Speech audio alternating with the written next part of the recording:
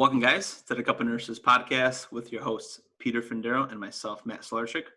This is a podcast where we tackle hot nursing topics and current events, one conversation at a time. Thank you guys for tuning in. Welcome. Whoever is new, guys, this is an awesome show. We have an awesome time. Those that keep listening, thank you. Keep subscribing. Hit that 5-star if you guys can, because that helps us rank on the algorithm, and it kind of motivates me and Peter to give more high-quality content. How you doing today, Petey? I'm doing pretty good, man. Doing pretty good. We got a pretty chill guest tonight. His name is Renard Walker. If you guys don't mind welcoming him into our show, he can be found at R_Walker on the gram. Renard is a travel nurse that has made his way from the East Coast of New York to the golden state of California. Originally, he started in accounting and the fitness industry for 5 years before making his leap into nursing. What up, Renard? What you been doing? What's up, guys? Just trying to survive at home. Front lines of COVID. And trying to enjoy LA as much as I can from the inside, kind of. Yeah, is this your first time in LA, like traveling? First time traveling in LA. I visited twice before I decided to travel here. And I really like the city a lot. And I was like, I can definitely travel here. And then the ratios, of course, don't hurt. Have you noticed the air being cleaner after this whole crisis thing and us being confined? Supposedly, LA has made it such a drastic change compared to most cities. Oh, 100%. So it's funny, on my balcony, I could never see as far as I can see now.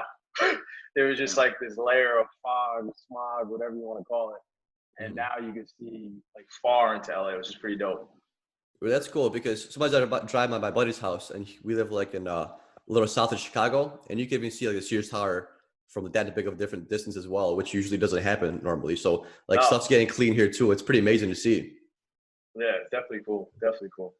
So Renard, you said you started with accounting and fitness. So like, what made you go from there? You could tell us a little bit about a background, and then how did you jump into nursing? Sure. So I started out in accounting. I kind of got, I don't want to say swindled, kind of swindled. I was in high school, took an accounting course. They sold us like this dream. Right after our junior year, we did this weird summer accounting program for a week where they picked me up in a limousine every day, and like you just saw the limelight of accounting. I got an Xbox, a Pepsi bag, just the high life of accounting. Like it really made it look like something out of Wolf on Wall Street. I'm like, what 16-year-old doesn't want to live this type of dream? So I went to school, finished, took my first accounting job. Dude, I sat down in that office and I was like, I literally spun my chair around and I was like, I can't do this shit until I retire. And the highlights of my day were literally getting coffee, going to the bathroom. I would volunteer for like all the brunt work of the office. Like one day I'll never forget, I took the fleet of cars to get car washes. I always checked the mailboxes, just anything to not be there. I was like, all right. So I quit. I was like, what do I actually like? I was like, I really like fitness. So I got into selling memberships at a local gym, worked my way up to a regional sales manager, like set some sales goals and stuff like that. Then I got really interested in the training side of it. So I started selling personal training. And I realized like the clients that I connected with the most were nurses. They were the ones who could afford it on top of that. So it's like obviously the lucrative career, but similar reward as personal training with more stability. And the nice part about that in comparison to what I was doing, I was directly reporting to the CEO, attached to my phone 24/7. For nursing, you swipe in, you swipe out. You could give it your best effort for the full 12 hours or 16 hours, however long you're there. And I woke up one morning, applied. I picture myself running around like a madman, going to post offices, calling to get old transcripts. And I just did it. And I started nursing school the same day I started working at the hospital. And I'd never been exposed to any of that stuff. So I couldn't believe any of this was real, but it's pretty cool looking back at it.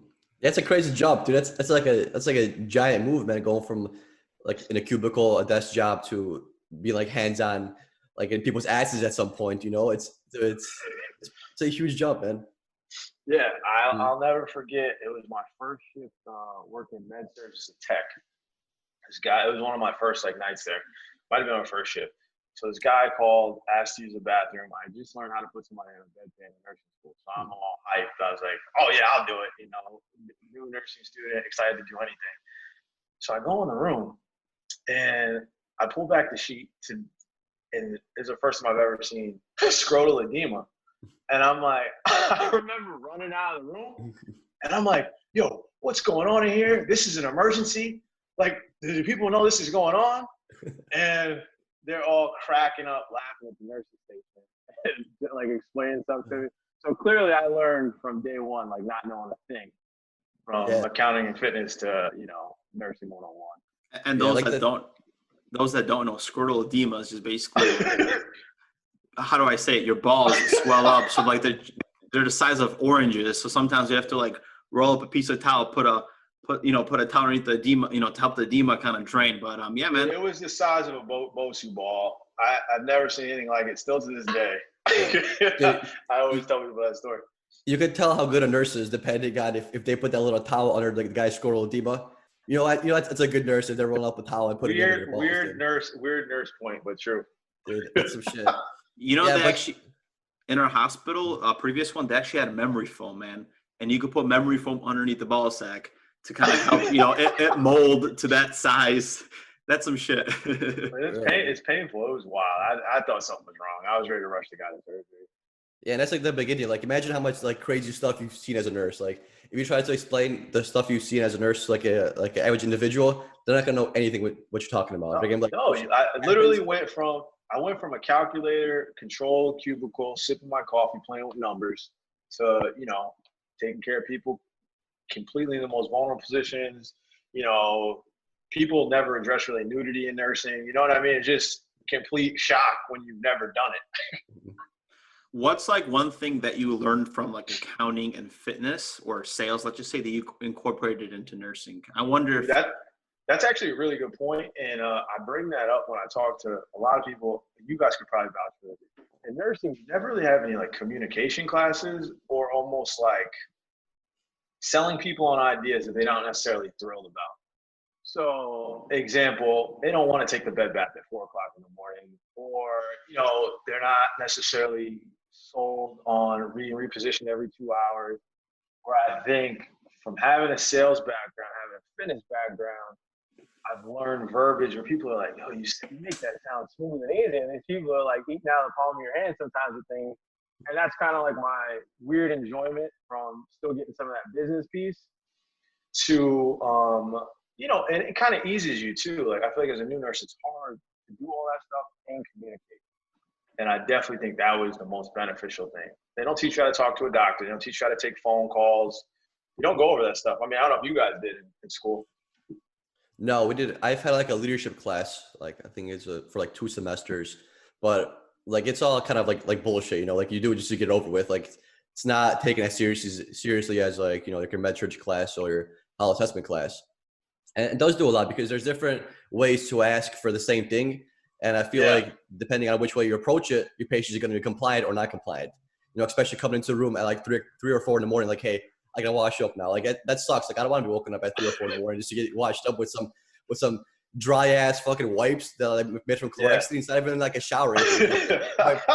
You get wiped out with a piece of paper for the most part. You know, it gets annoying. Yeah.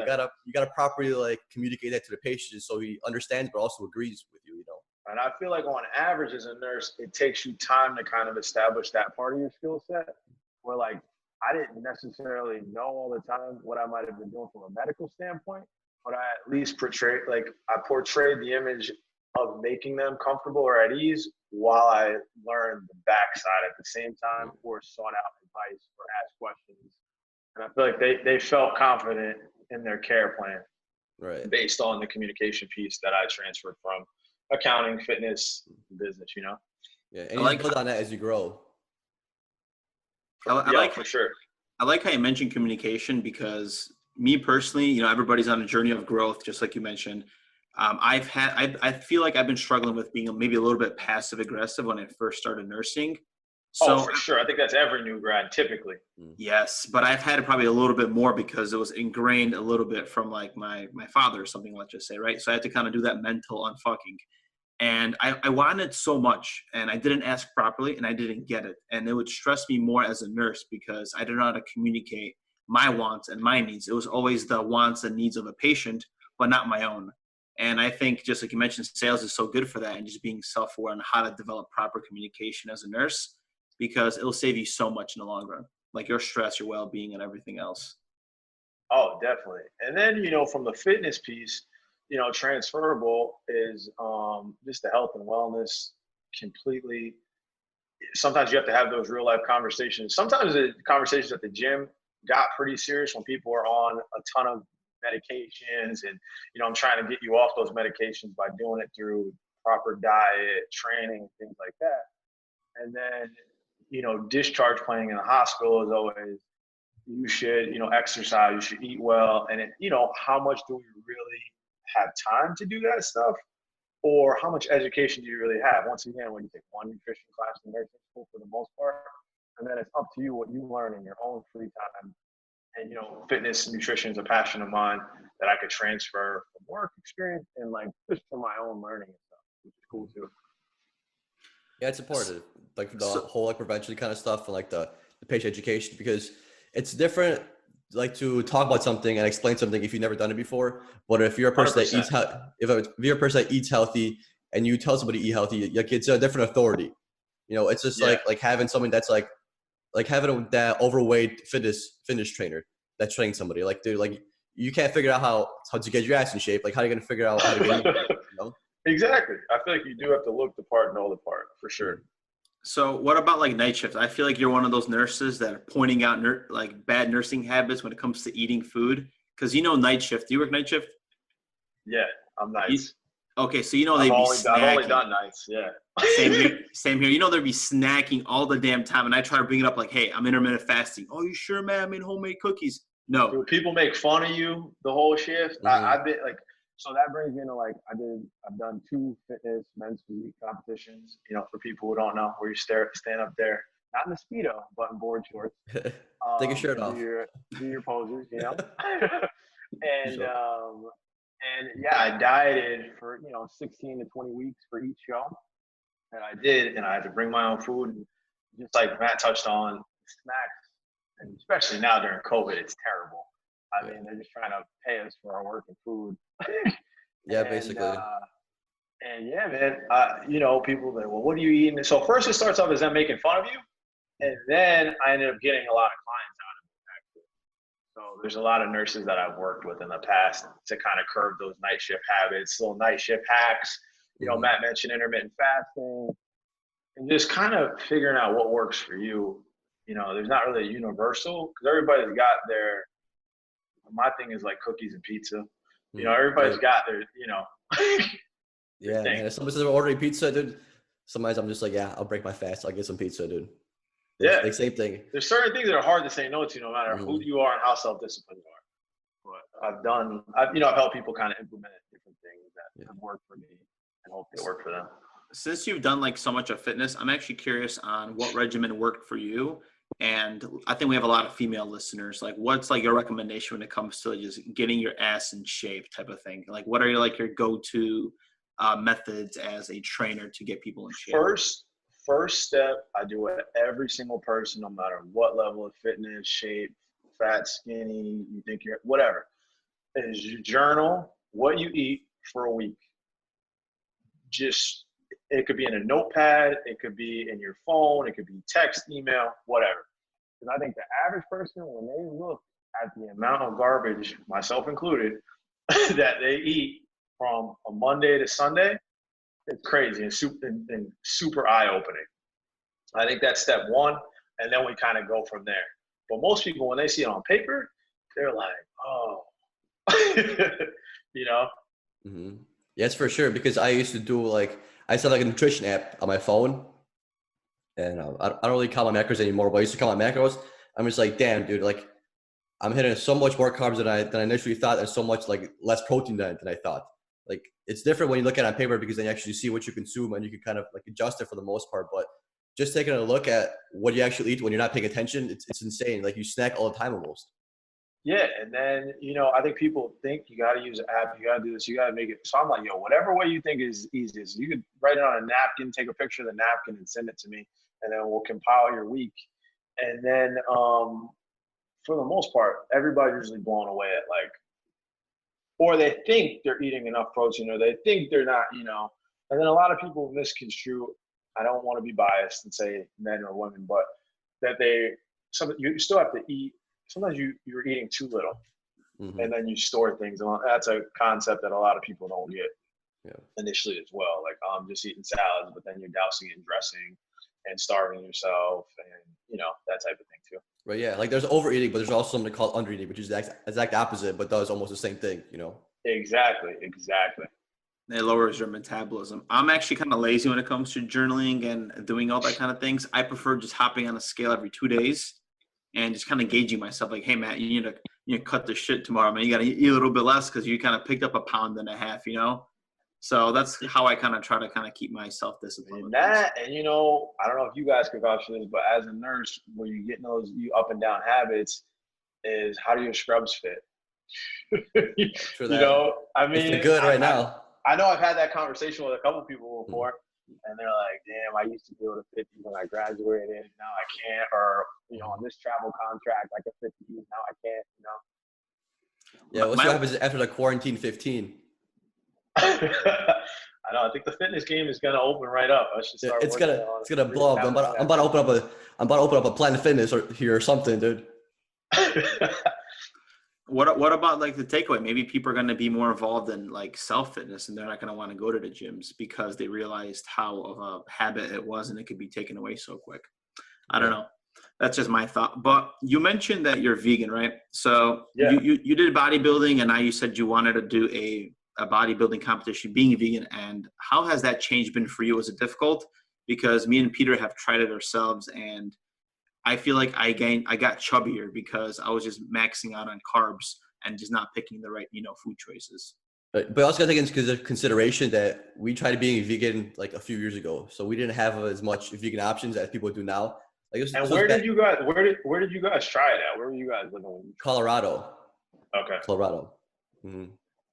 So I would have thought you were absolutely crazy if you told me I'd ever be vegan. Like, I would have looked at you up and down and thought you were insane. And my living girlfriend went vegan and didn't even like sell me on the idea. It wasn't like, oh, you should try it. She was like, just do your homework, watch a couple docs. I watched a few documentaries, no pressure, did my Which one did you watch? I watched Game Changers. Mm-hmm. I watched some bootleg one on Amazon that was actually pretty informative. And was it What the Health? I've watched What the Health. Mm-hmm. It was another like low budget one though that was actually really informative.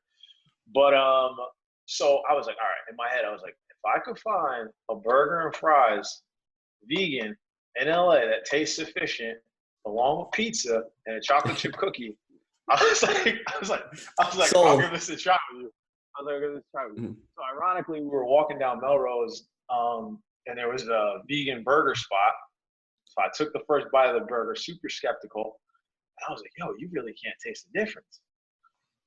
I was like, all right, Lindsay, I'll try it. So first of all, I think LA makes it super easy. That's number one. Number two, I really saw like the health benefits on paper and research, and I cared more about the internal than the external look. And so I just kind of went all in. I was skeptical though, because I'm not a big beans or lentils guy as well. So those aren't things that I like. So I've just been trying a lot of different things, and I feel like I finally kind of found stuff that I like. The Beyond products are great. I like those a lot. What's your go-to meals right now? Beyond beef tacos is one of my staples. I got 2 vegan proteins. One's like, what is it? Banana maple French toast by, I don't remember the name right now. I'll think of it in a second. Their protein's really good. Just a lot of the Beyond sausage and peppers, like over rice, over kale, depending on how lean you're trying to get, obviously all depending on your macros, but the Beyond products stay in almost every meal, oatmeal, The hardest part with being vegan from a macro standpoint, though, is definitely the protein and carbs because of the everything has carbs. I feel like for vegans. Yeah. So where do you get your protein from? Besides like the protein Uh, shakes. Mainly the Beyond products, and Okay. I've been experimenting on my cooking skills with tofu and tempeh. Tofu has been an interesting mission for me when I started being vegan. I like try to fry it before, which tasted really good. But then you're consuming a lot of fats and oil. Yep. And I try to bake it before, but it just doesn't get that crispy feel. You gotta like squish out the soy water, and you gotta let it sit, pat it with some paper towel, which is scarce nowadays. And you got to cook it, you know. So it's it was very difficult being vegan. Personally, I don't know if I'd get back into it, but I support everybody that does it. Yeah, no pressure. I'm definitely not one of those judgmental people. I love animals, but obviously that's not my whole reason for doing it type of thing. Just more from a health perspective, I feel better. I've dramatically dropped my caffeine intake. I feel like I have more energy and sleep better. I used to drink like 2 bangs a shift.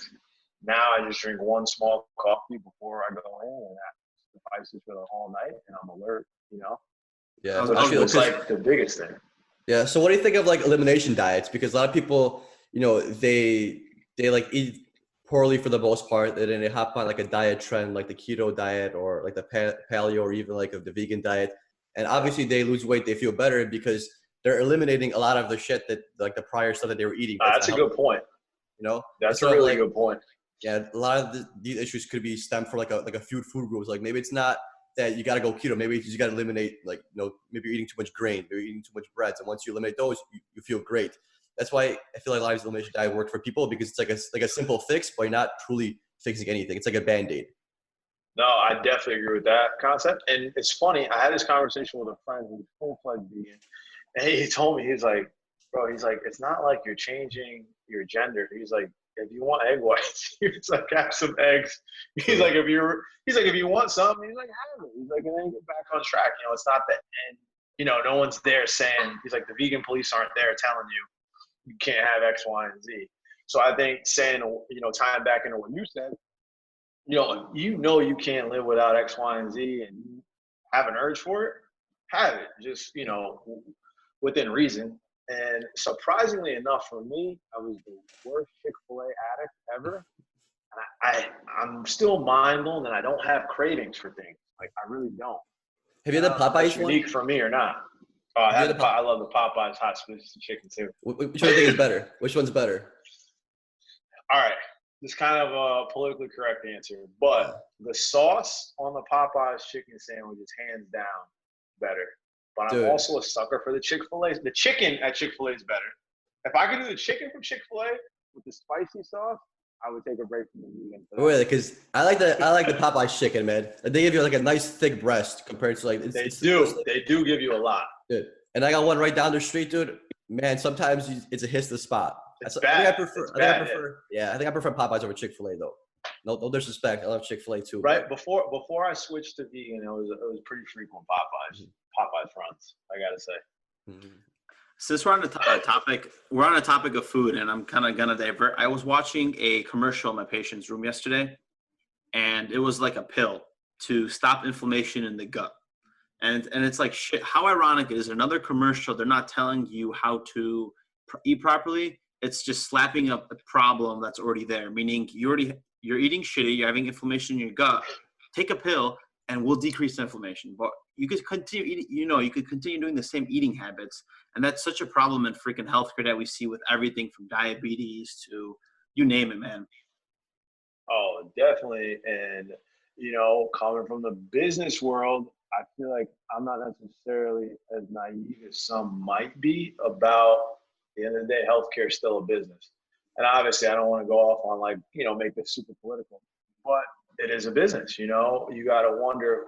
I tell all my patients, no matter how good your nurse is, your doctor is, anyone you come in contact, no one's going to look out for you the way you're going to look out for you.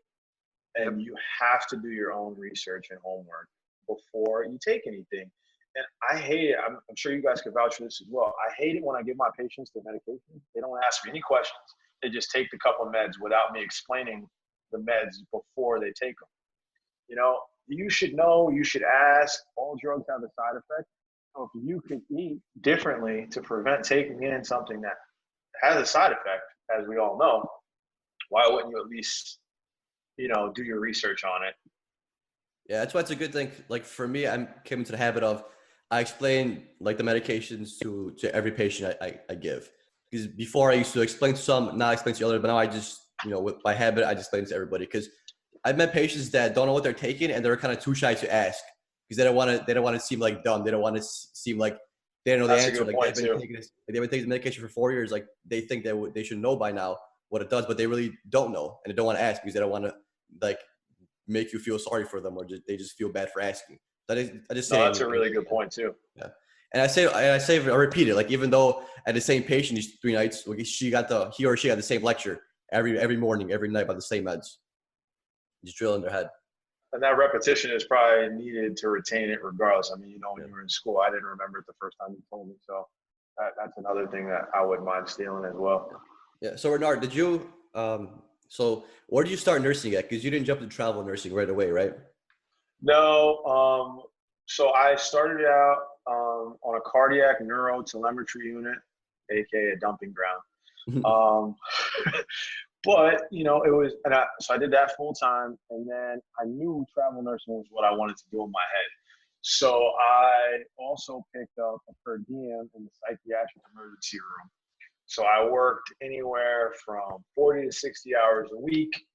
And my case was always to get 2 years of experience on paper and hours, because every travel agency said you needed 2 years of experience. So I told every company that I called, well, if I've worked 60 to 70 hours a week, that's more than a nurse who works 36 hours a week with 3 weeks paid vacation over the course of 2 years. Why can't I get a job? So I kind of went in with that mentality and just kind of be a sponge, learn as much as I possibly could.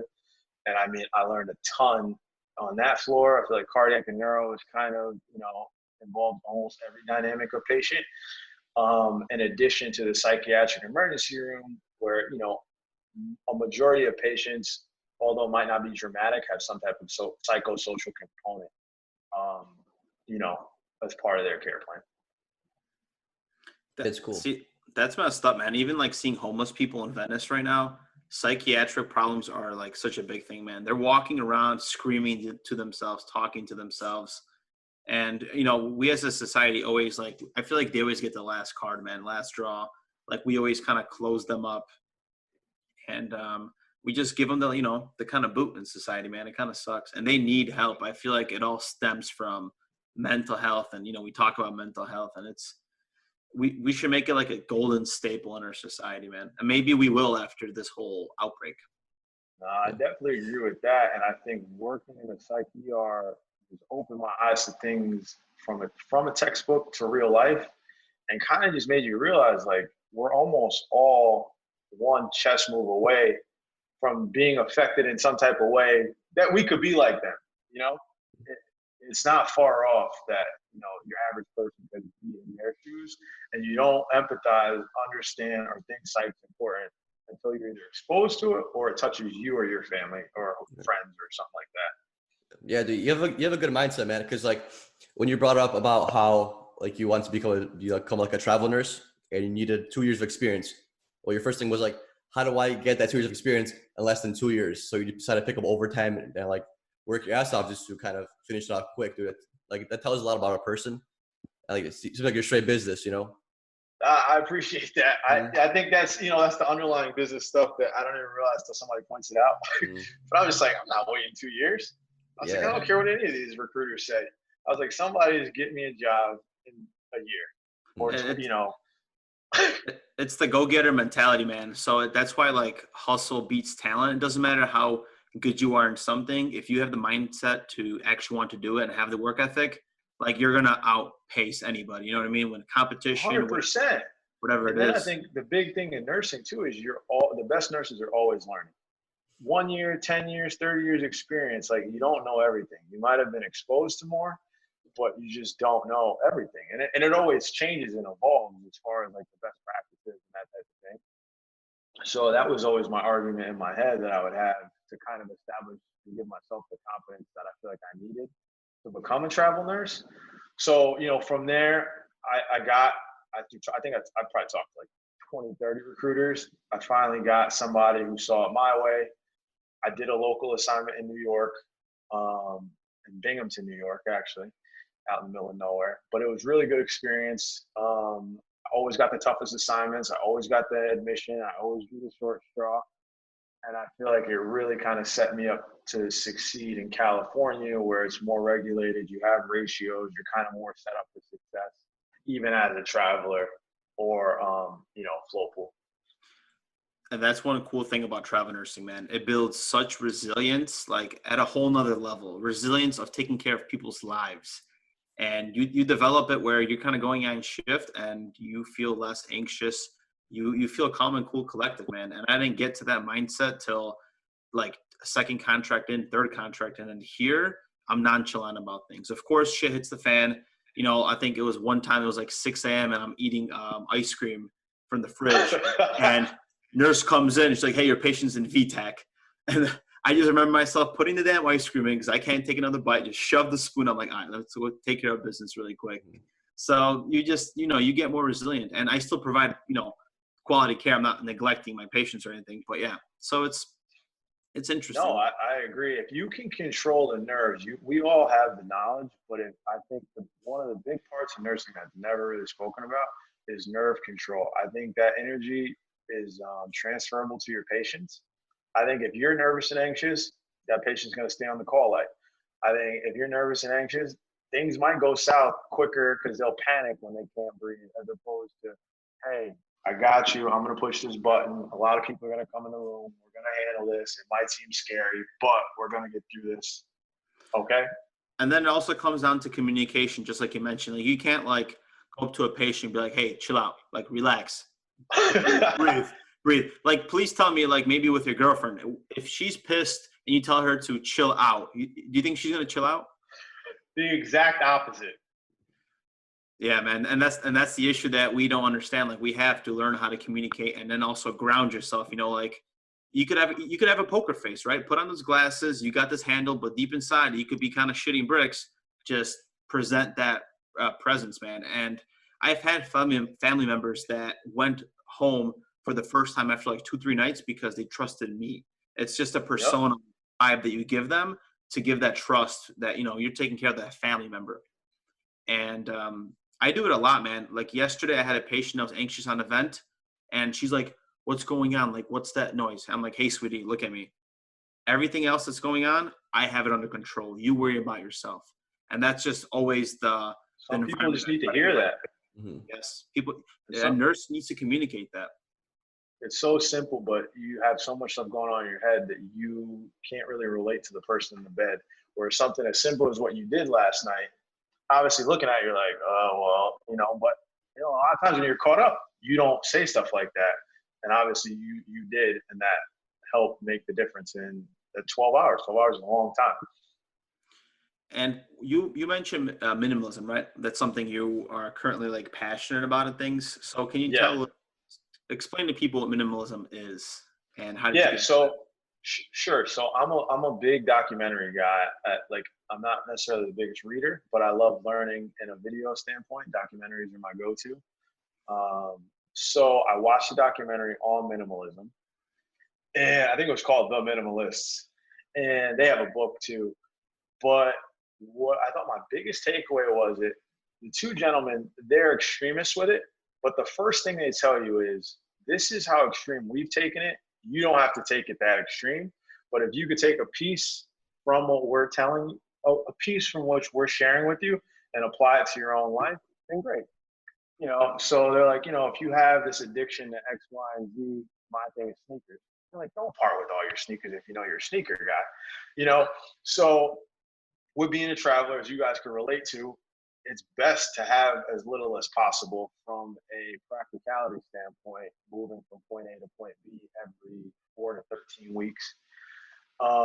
So in my head, I just value that at first from practicality, and then more so from an environment piece.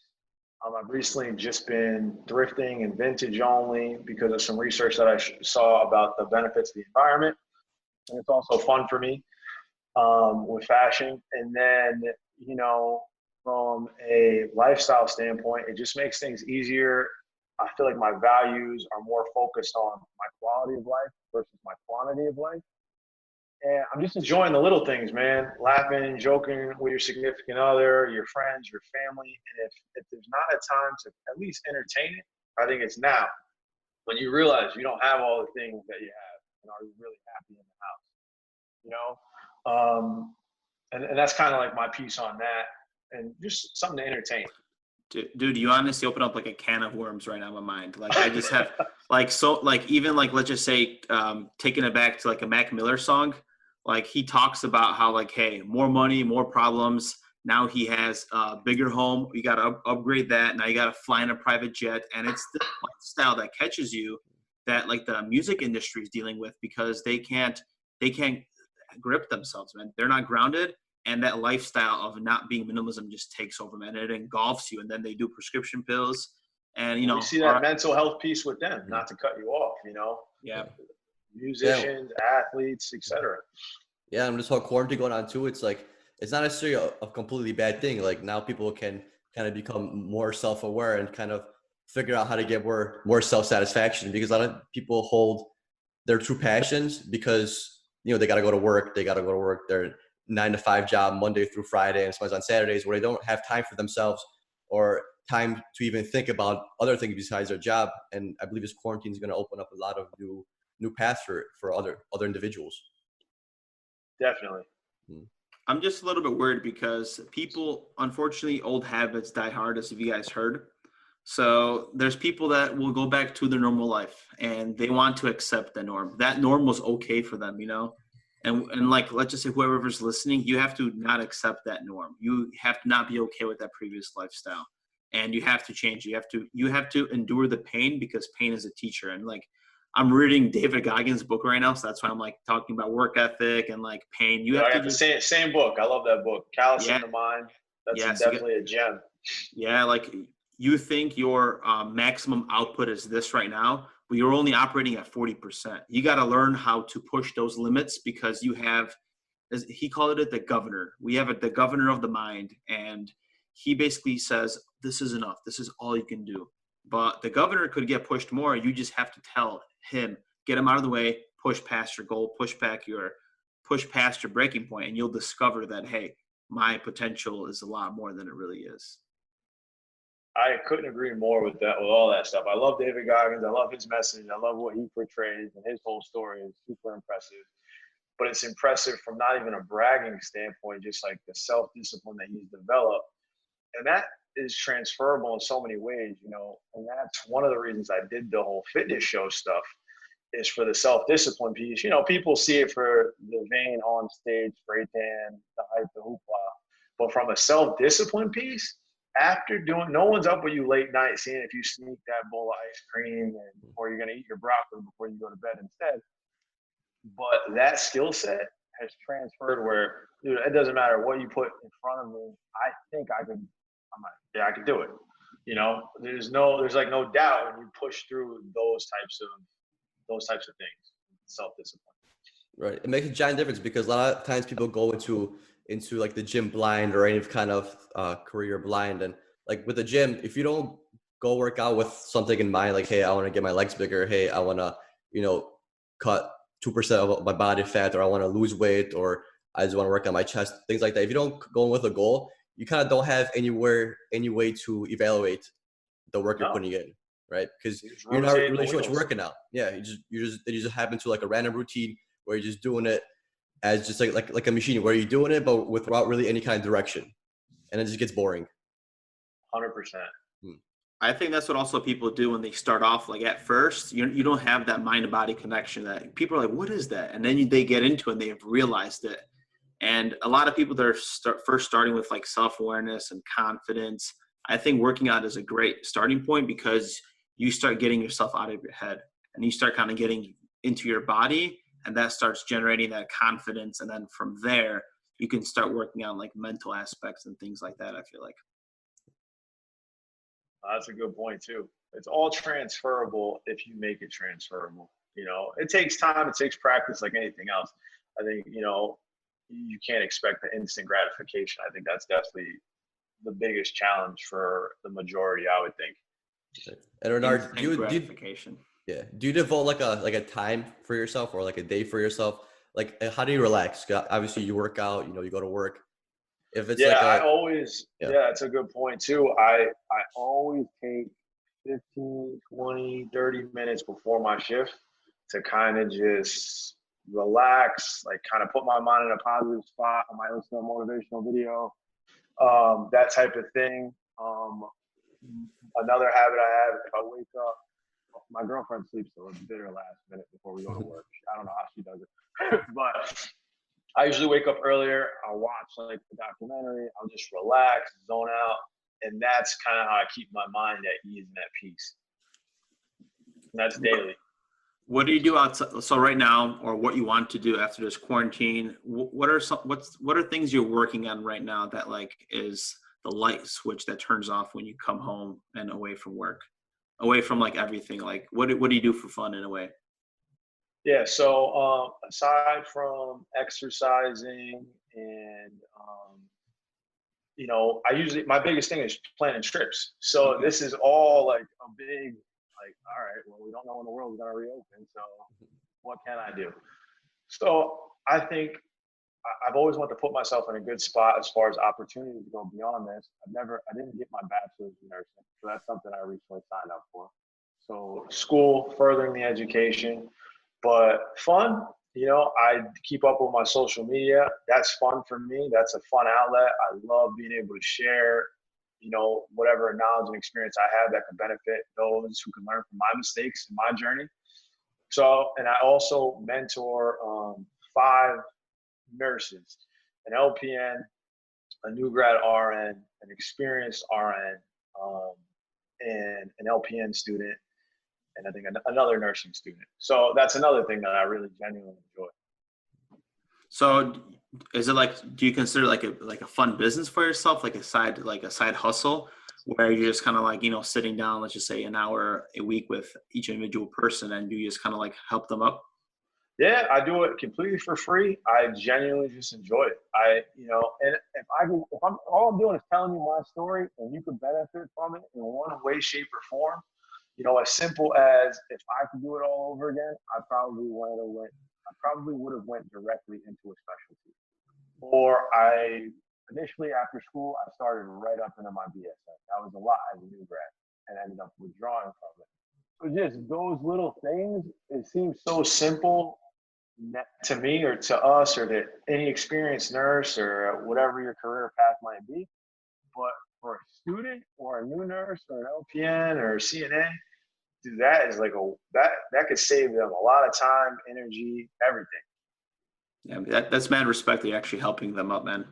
That's good. People got to hear it, man. People got to hear it. Yeah, I never forget where I came from. Like, it's, you guys know, if you're ever a techer, sometimes that stuff sucks. Like, people make you feel stupid. No one wants to help you.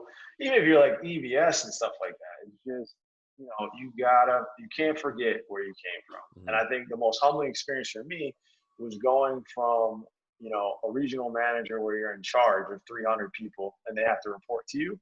And now I'm the new guy in the hospital who doesn't know a thing, mm-hmm. And I got to ask you everything, and I'm also making a fraction of what I was making as being the big boss, so to speak. Mm-hmm. So I think that's really been beneficial, and I really appreciate giving back, and that's fun for me.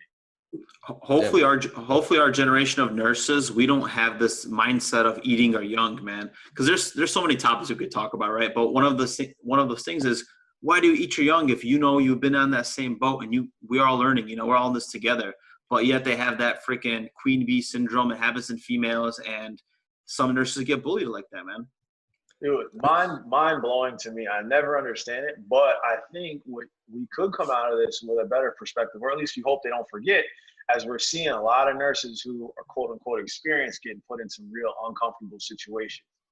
If you worked in the OR and now all of a sudden you're on the floor and you worked in the OR for 30 years, as we're seeing across the nation, you got to ask for help. You don't even know some of the terms that I'm using, and I've been a nurse for 2 years. Yeah. So I'm hoping that transfers, like we said, beyond the COVID. Right. Yeah, with the whole concept manager about where like ICU nurses tend to eat their young, like sometimes when you orientate somebody and they're taking things lightly, sometimes you just gotta have them somebody's gotta have them. Sometimes they just gotta sink so they can learn. Like they gotta learn the hard way. Like some nurses are gonna follow your footsteps, are gonna understand what you're saying, and they're gonna do what you're saying. And some nurses are just gonna kind of wing it, and then you gotta show them that hey, like if you don't do it properly, like shit's gonna go down. It's gonna go down quick.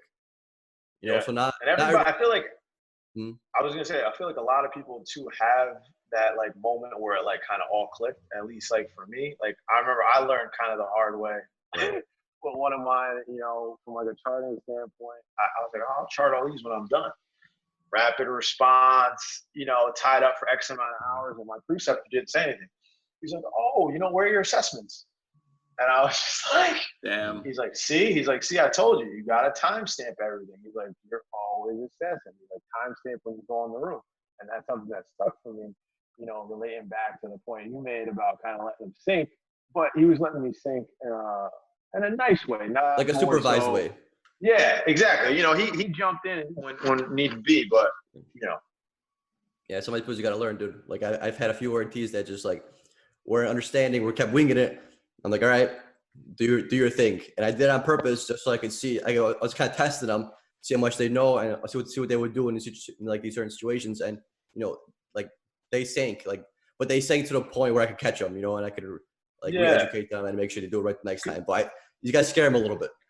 Because I think it's important. It's important to realize nursing can be fun, but it's also serious. I feel like sometimes, Instagram and social media portray like this, fitness, vegan, this lifestyle, that lifestyle, nurse, and all this travel, blah, blah, blah.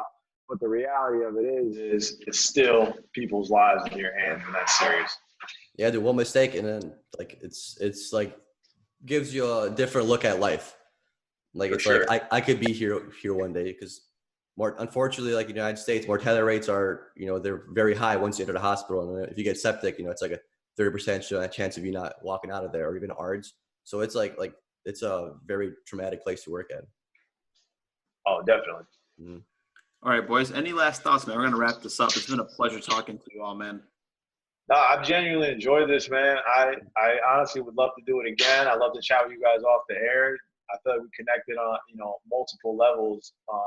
That I feel like I got something from each of you, and kind of just helped me, even add to things I was already thinking, which is just nice. It's just nice having these types of conversations, even more so during these times.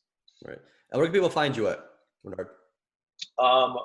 Instagram is where I'm probably most active, at r__walk, or Nurse Renard. And my email is there, and I'm very interactive with all followers or anyone who asks questions. I'm always available to try to help when I can. Damn, dude. Great to hear, man. We're going to talk again, and maybe in the future. That's why me and Peter are doing this. We're learning so much from other nurses, and it's time to make a change in freaking healthcare, man. So we don't want to be the couple of nurses that just, create some shirts and sells them. No, maybe we'll become a body to make a change, because we need some change in healthcare, man. Hopefully I don't get silenced or get assassinated for this one, but it's coming. Change is coming, guys. So we'll chat again, man. Take care. Yeah, thank you, guys.